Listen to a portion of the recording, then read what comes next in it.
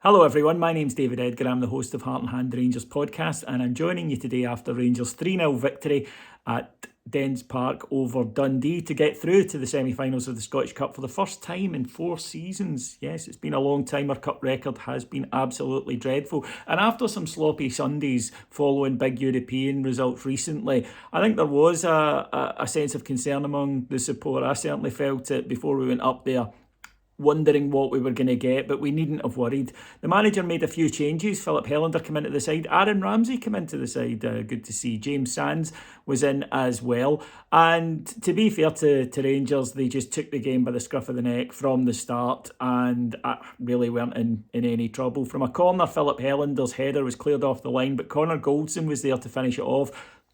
Maybe some discussion about whether or not the ball had crossed the line already from the initial header. I didn't think it had, and it was a lovely finish, to be fair, from Connor Goldson to make it 1-0. Not long afterwards, a lovely flowing move on the right ends with Tav being body checked in the box for a penalty.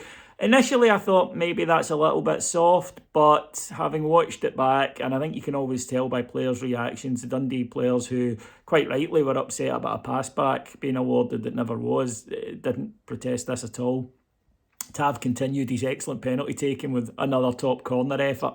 And after that, it was really how many. And to be fair, the one frustration I think we can have today is that it should have been more. Alfie's put a header over the bar. He should certainly have scored. The keeper's made some really good saves, one with his face from Fashion Sakala. And it took into the second half before Rangers got the third, it took into the dying stages of the match. Alex Lowry, a substitute, who played well in the few minutes he got, slipped a lovely ball through to Sakala, who finished for 3-0, and that was a wee bit more realistic in terms of scoreline.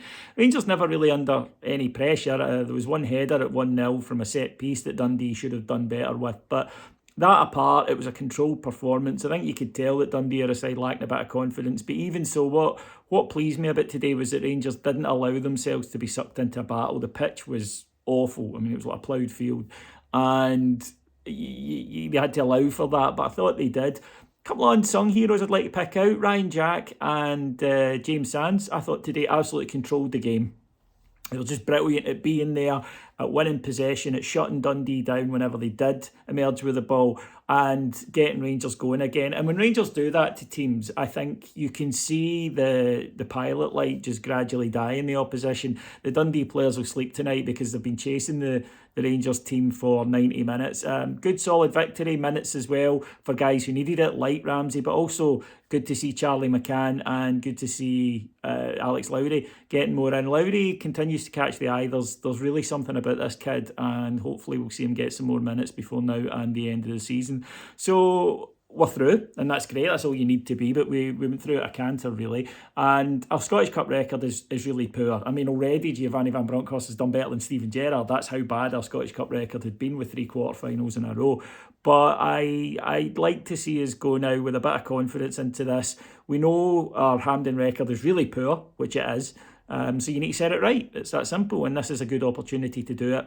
Now, though, we can focus on Belgrade. We managed to take off Alfie at half-time, for example, give him a bit of a rest today, which is great. Going to be a big tie. Going to be tough. You know, it's in a place where their fans will impose themselves on as much as we did to them at Ibrox. But with a 3-0 lead, you are all right to be confident, I think. I think we're going to do well with that. If you want full analysis of this match and, of course, Belgrade, full build-up, everything, go to patreon.com/Heart and Hand. I'll be back on Thursday. Until then, I hope you all have a wonderful week. Well done, Rangers. Take care, everyone. Bye-bye.